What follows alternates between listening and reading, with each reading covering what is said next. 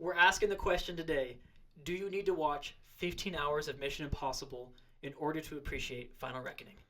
Do you? I don't know. I haven't seen it yet. So. Oh, really? Yeah, no. Okay. Well, I'm curious. Well, then my thoughts. So I love Mission Impossible. Metro here is the resident expert. I am the resident expert of the two of us. There's many people that know a whole lot more than I do. I grew up with Mission Impossible. When I moved here from North Carolina, I moved in with my aunt and uncle, spent the summer with them, and we started watching Mission Impossible, the TV show. Oh, wow. That was made in the 70s. And so what we would do is my aunt would go online to Netflix and we would get the DVDs of the season mailed to us, just way throwback. The good old Netflix days. Exactly. I forgot about those. And we would watch a couple episodes a night to watch the whole season for like 2 weeks. And then she would ship it back and then we'd get season 2. There's 4 seasons of Mission Impossible. How many episodes? I think there's like 20-ish per season. I don't remember. Are they like 20-minute episodes kind of thing? Like format? 30, I think. Something? But yeah, I can say this, that like all the things that make Mission Impossible, the movies, like classic, are baked into the TV show. And so they just not only like Tom Cruise didn't just nail the like stunts, but like the disguises and the trickery, that whole thing is all like quintessential TV show. So I grew up with Mission Impossible. Love it. It's my dad's favorite spy franchise of like Jason Bourne, James Bond. So John Wick. We'll do a bracket, ranking one of these days for that. That'd be fun. That's a good idea, though. So I grew up with it. So I love it. 1 through 8. I just love it. So the question of like 15 hours, that 15 hours is baked into watching Mission Impossible 1 through Mission Impossible Part 1 of Dead Reckoning. And so that's the 15 hours. Personal opinion, I don't think you need to watch 1 through 7 to appreciate how good Mission Impossible 8, The Final Reckoning is. But my caveat is you miss out on a ton of great moments. There's a lot of callbacks to all the movies. They did superbly well at doing the nostalgia payoff of like, here's a character that you may not remember. And do you want me to spoil anything for you? I'm fine giving some spoilers, yeah. If I'm being honest. Okay, spoiler warning. If you haven't seen this, here's your spoiler warning. They bring in a like side character from Mission Impossible 1, and he becomes a supporting role throughout the whole thing of Dead Reckoning. And so like his like moments in Dead Reckoning stand on their own, and you don't need to like appreciate the moments in Mission Impossible 1 that he's a part of. But knowing the story and the backstory, I think, just makes it so much sweeter and so much, I don't know what the word I'm trying to look for, but like the payoff is greater because of that. And so it's a great movie that stands well on its own, but it's just sweeter if you know the backstory, which is 7 movies, 15 hours. So final answer is no, you do not need to watch all 15 hours of Mission Impossible 1 through 7, but it's so nice if you do. Interesting. Yeah. So maybe I should go see it then. Maybe I should. Yeah, I think you should. Because for me, all I've seen, if I remember, so I was doing a little bit of research before this just to kind of make sure. Yeah, of course. Like everyone is. You got to. I've seen Mission Impossible 1. I've seen MI3, like back with my parents older, And I think as far as some of the newer ones, I think I've seen Rogue Nation. Wow. So if I remember correctly, is that the one with the underwater stunt? Yeah.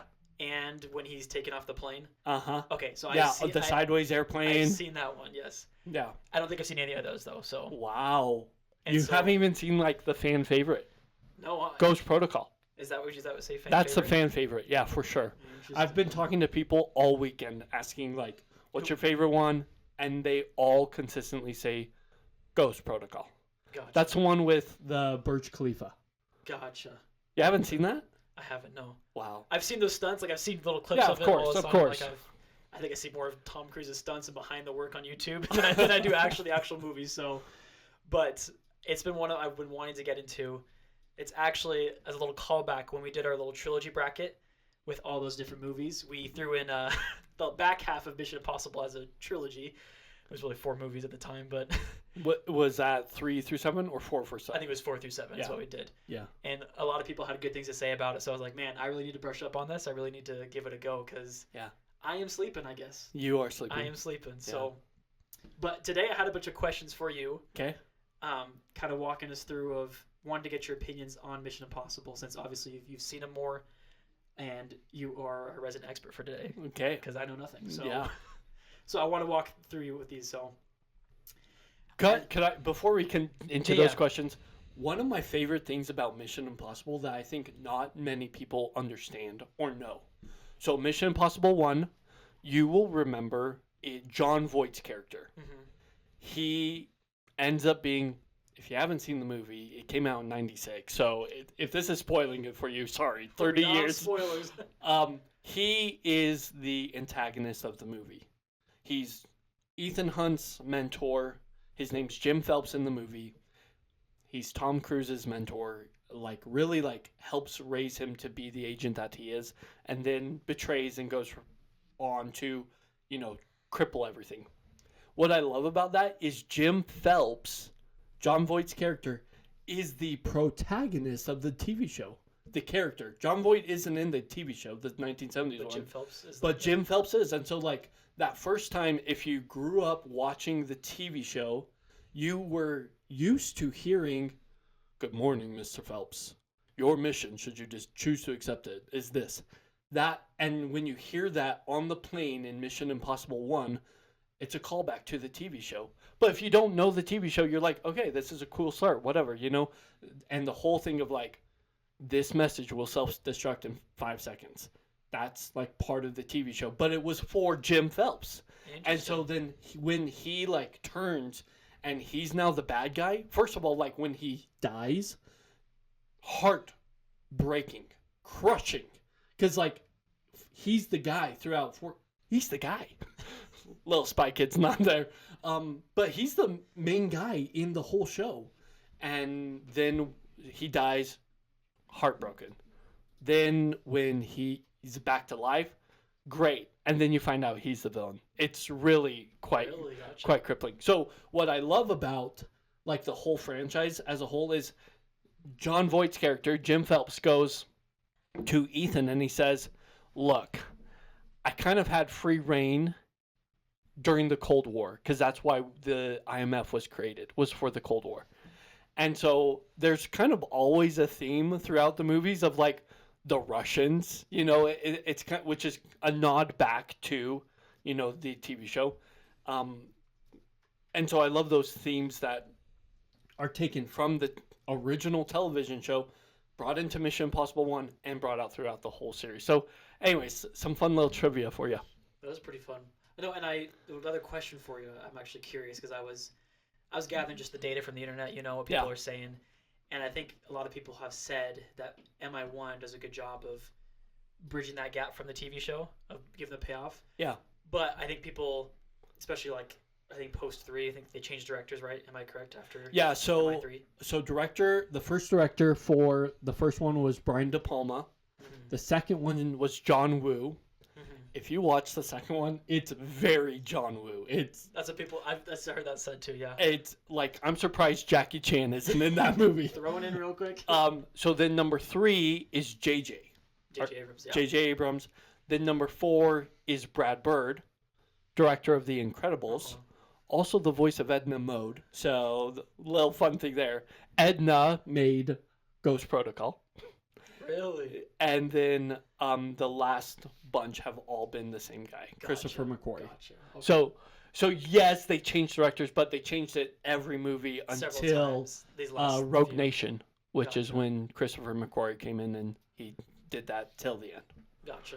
Because I heard people have said maybe the beginnings felt more root to connecting to the TV show, but the last little bit has been it's grown into its own thing of being Tom Cruise's, his franchise, his stunts, his stuff, which is still good. People still like it, but I think it's like grown past that and become its own thing. Are you like happy with that? Do you miss the days of more of the spy thriller, or do you like these bigger action stunt pieces, or are you here for both? I'm here for both. Like I said earlier, it still has the like ingredients of the television show. Mm-hmm. It may be a different cake, but it's definitely the same ingredients, and so I'm here for it. I think obviously you can't do what worked in the 70s in 2025, and so I think them doing it on their own thing and kind of like letting it breathe and grow, I think they've done a fantastic job. That's good. I'm not biased in any way. A lot of positivity for Mission Impossible. Yeah. Metro, I need to watch these movies. You do. I need to watch these movies. Okay, so the questions I have for you. Okay, fire away. For number 1, I need to get your rankings. Oh, okay. So I want to know where Final Reckoning stands. Obviously, that just came out recently, and so with a new movie coming in, I kind of want to get a new, fresh spin on where you have 1 through 8 now, right? Yeah, 1 through 8. And let me know what's your top, what's your bottom. Okay. Where do you rank the Mission Impossibles? So start from bottom. Start from bottom. Okay. Let me ask you this question.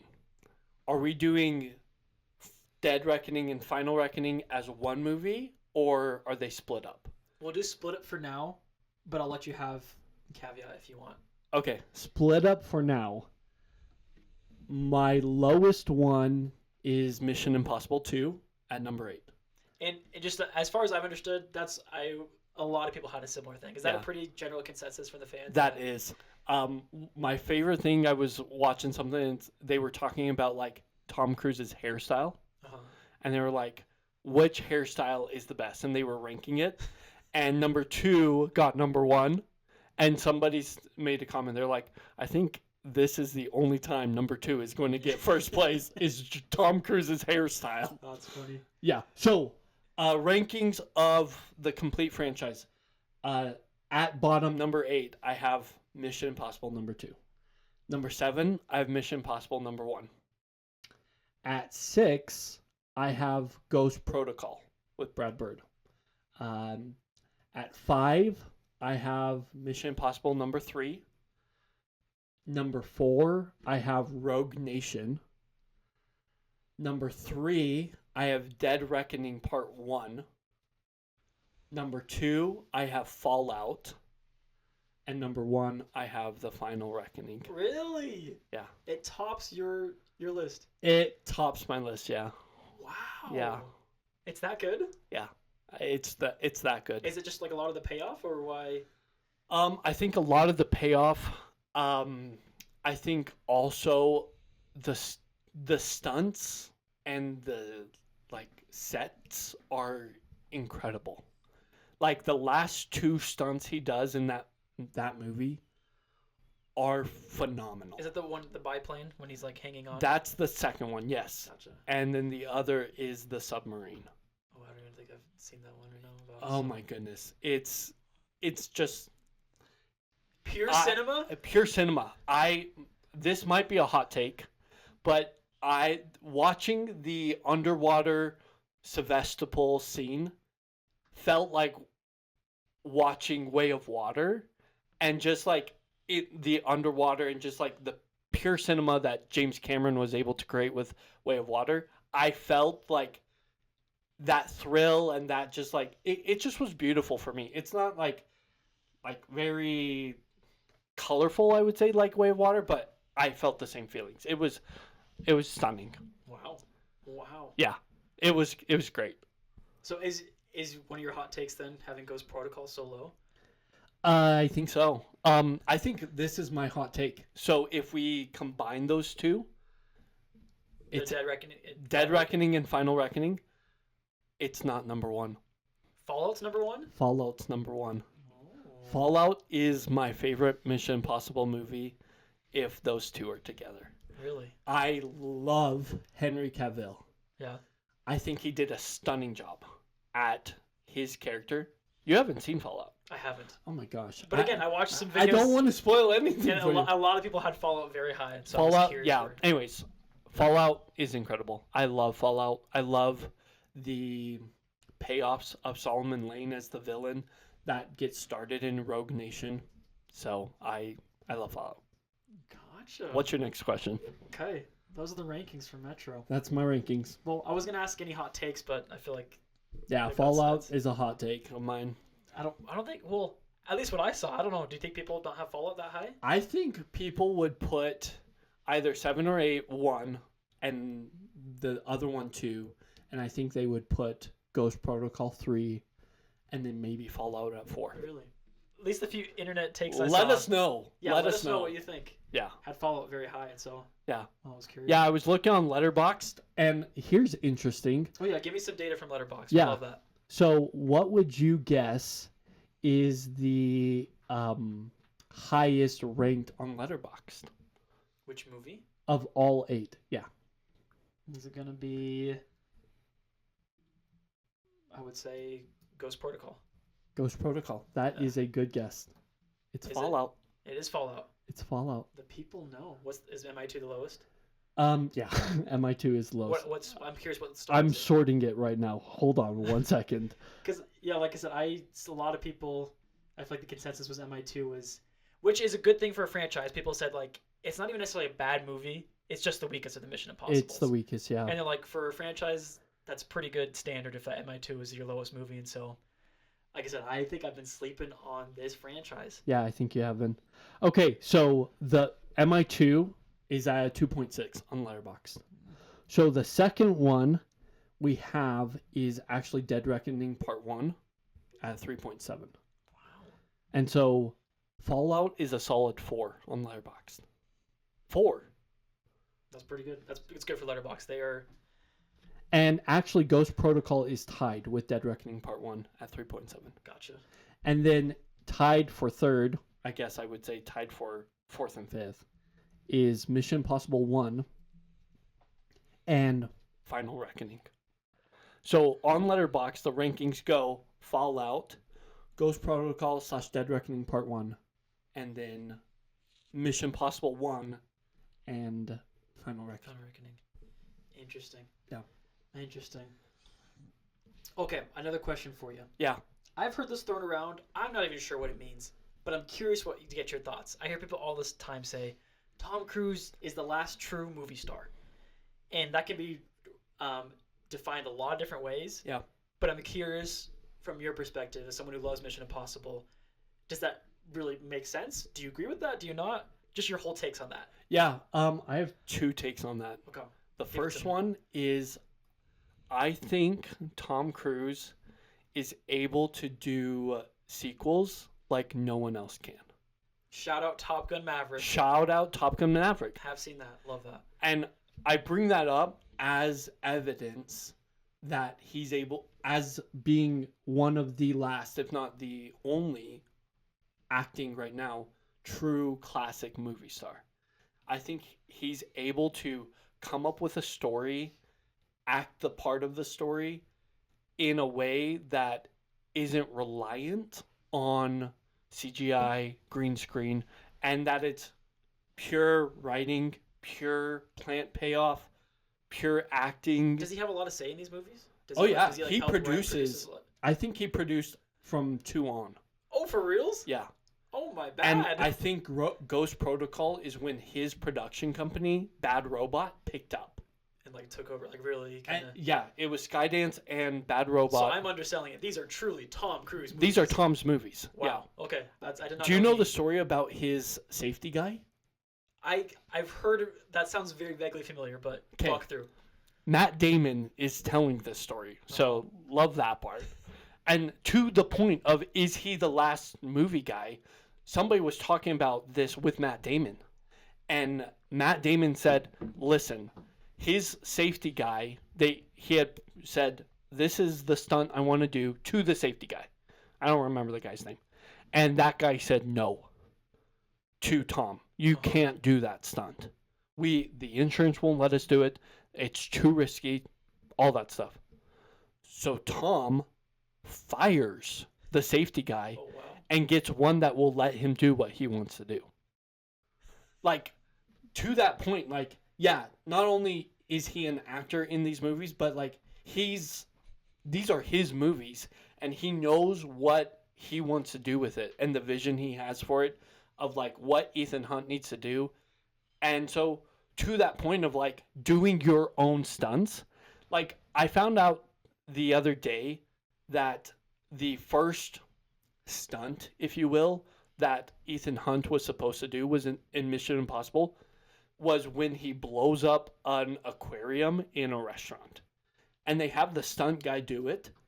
And the director was like, let's try that again, but let's have Tom do it. And so Tom did it. And that's the shoot we get, is Tom Cruise doing the stunt, running out of this flowing rush of water that is coming out of the restaurant. Always running. Always running. But it's not the stunt guy. Uh-huh. And so that was the start of him doing his own stunts in the Mission Impossible franchise. I think that's a very common thing that he's done. So yeah, so number one is I think he's the king at plant payoffs and sequels. Top Gun Maverick, Final Reckoning to Dead Reckoning. I think that's one of the reasons he's one of the greats right now. And then two, I think just his ability to not rely, and I know I mentioned this earlier, but just to hammer home the point, number two, of he doesn't rely on like a lot of CGI. And he does his own stunts, and he requires the same type of effort from everyone. You know, you look at Top Gun Maverick, and they were doing the plane stuff as well with him, and experiencing the same G's, and that's just part of it. And so I think he not only is a great actor, but he inspires those around him in his movies to be a great actor, which we've had conversations offline about greatness. And I think that's a big measure if you can affect the people around you and lead and just have a positive effect. Yeah, exactly. I get it. So yes, I do think he's one of the last main movie stars, like that classic go to the cinema, watch a movie. It's a Tom Cruise movie, you know what you're getting into, you know it's going to be. Yeah. Yep. Well, that's fair. That's a great answer. Wow. Thank you. You actually blew me out of the water with that one. Well done, Metro. Okay, well, so that leads me perfectly into the next question. What is Tom Cruise's best stunt? Oh, that's a great question. What is it? We got him calling him the Burj Khalifa. That's a classic. The Tower again. I haven't seen it. I haven't seen the movie, but I've seen that stunt done again. The ones I've seen are him holding on to the plane taking off. I've seen the dub of where he's like strapped in, and it's like the real shot versus the other one. Like, I obviously saw the trailers with him on the biplane. So which one tops? In maybe just another one of your favorites. Give me the two of them. Okay. The best stunt. And just a personal favorite. I think one of the best stunts that he's done is in Fallout. So in Fallout, at the end, there's two bombs that have to be defused. And they have to be defused at the exact time as the detonator is cut as well, or something with a detonator. I'm not sure. I'm currently going through a watch order of all these and haven't gotten quite to follow. Always with the watch order. Star Wars, now Mission Impossible. I just like movies, okay? I love movies. I love cinema. And so they have to defuse the two bombs while disconnecting the detonator at the same time. And the detonator is on a lanyard on John Cavill's character. Not John Cavill. Henry Cavill's character. And he's on a helicopter flying out of there because they know this. And so Tom is on like supplies that are held by like cargo net, maybe like 20 to 50 feet underneath the helicopter, attached to it. And he launches onto it as the helicopter is flying away, and he has to like scale this like line up to the helicopter to then be able to like try and undo that. And it's just like they talk about him like hanging 30 to 50 feet off a helicopter that's going, while it's moving through these mountains, and I just love it. I think it's my favorite stunt. I don't know which is the most dangerous one, to be honest with you. Either. I mean, he broke his foot on one stunt and I kept saw going that. from there.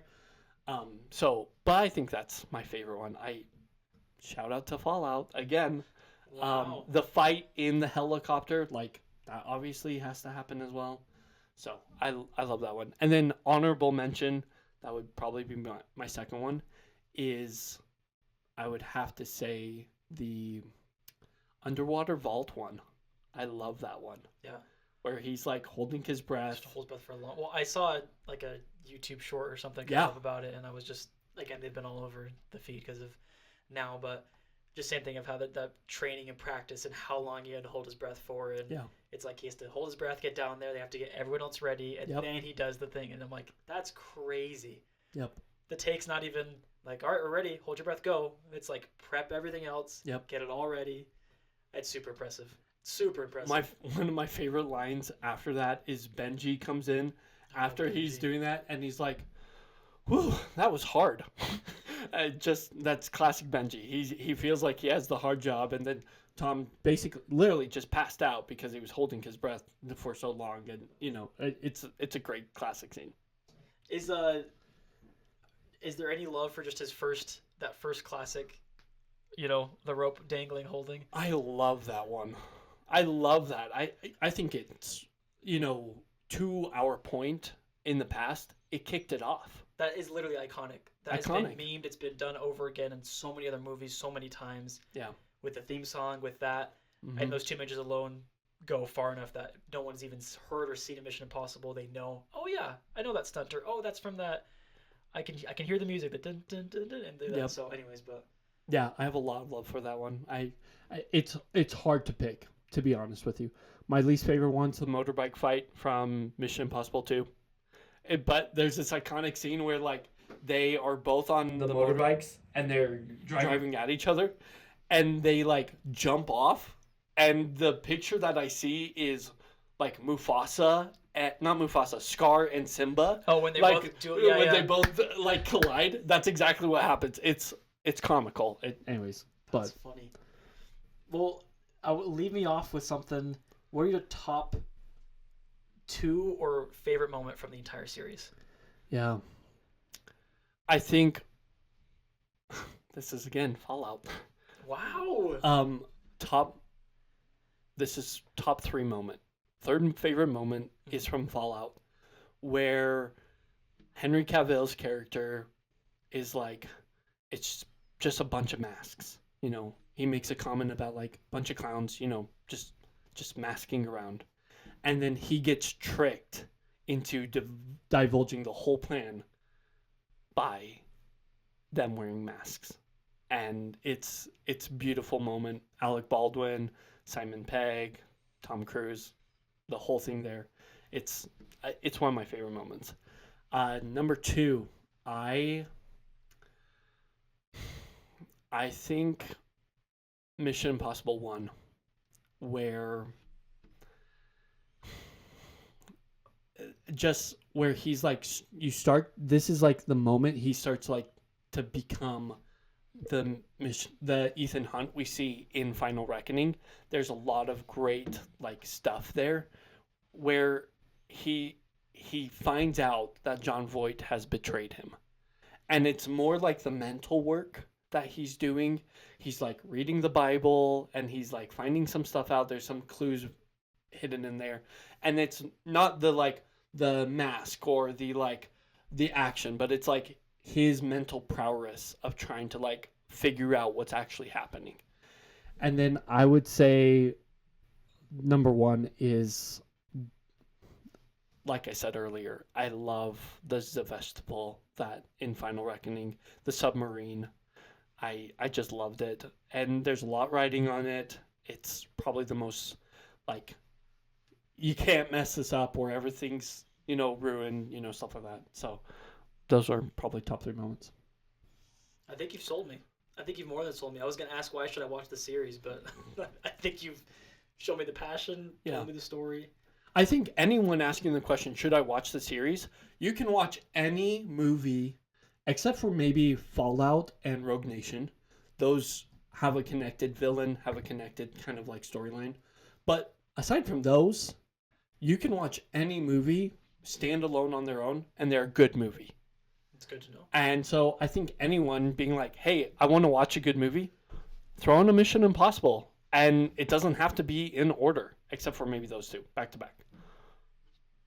Can I do something fun with you that I saw over the weekend? Sure, yes. I'm down to do it. So most people who have seen Final Reckoning will understand the line I'm about to say. Okay. It's all about timing. And so I saw the cast do this fun thing where timing's a really big, important part of all the movies, but especially in Final Reckoning. Like, that's kind of like what gives the suspense for the series is like, oh yeah, you can do this task, but can you do it in 30 seconds? You know, that's what makes it, quote unquote, impossible. And so what they did is they took out their phones and they went to the stopwatch. And they were like, can you start the stopwatch and without looking at it and end it closest to 5 seconds? Okay. So I think we should do it. All right, I'm up for it. Maybe we do it twice each. And whoever can get closest of the two attempts, I think owes the other one dinner or something. Okay. So without looking at it. So without looking at it. So we're going to show the camera for this. I need to see We got it up here. We got it up right here. Yeah. Can you see that? Hopefully you can. Okay. So, ready? I'll let you go first. I need to, it's just start and stop right there. Yeah. So I just click, and then I'm going for closest to 5 seconds. Closest to 5 seconds. Okay. I'll let you go. Oh, not bad. Yeah? 4 seconds. All right, I'll take it. Okay, so right here. Okay, ready? 4:06. What's your time? Ooh, 4:45. 4:45. Okay, so am I rushing or dragging? We were both dragging. You're both dragging. Okay, yeah, one more. Okay, one more. Okay, we'll do this both at the same time. Let's see if we can do it for that camera right there. At the same time? At the same time. Okay. And we'll go 3, 2, 1.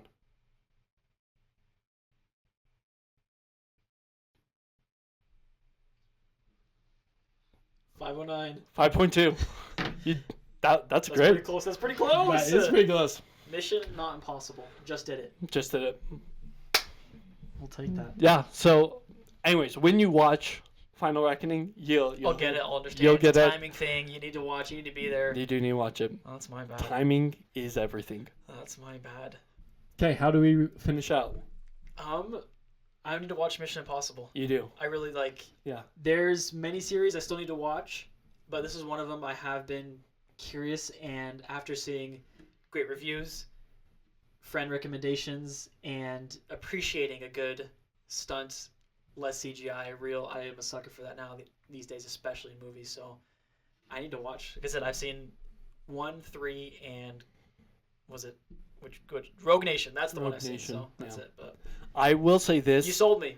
Well, this will sell you one last time. All right, give it to me. I think Mission Impossible does really well at having strong villains. And it's not just like this easy thing, which I know is the whole point. Like, it's supposed to be impossible. But the conflict, it's really good. And knowing that you love the conflict love that I do. I You think gotta test our hero. You got to. and each movie, some do it better than others, but each one tests him to, are you going to sacrifice your values? Are you going to sacrifice the things that you've always stood for? We're asking you to, as an agency, to sacrifice your integrity to get this job done. And he'll be like, no, I'm not going to do it because that's how they play, and I'm not going to play that way. So, super great. I think my favorite moment of watching Final Reckoning in theaters was seeing the payoffs of all the characters. And it's not only like within the part 1, part 2, but within across the whole franchise. It's really quite well done. So, if you haven't watched it, go watch it in theaters. Go watch all the movies. Now's a great time to watch all the movies. Do it. Get into Mission Impossible. Why not? Yeah. Yeah, it's great.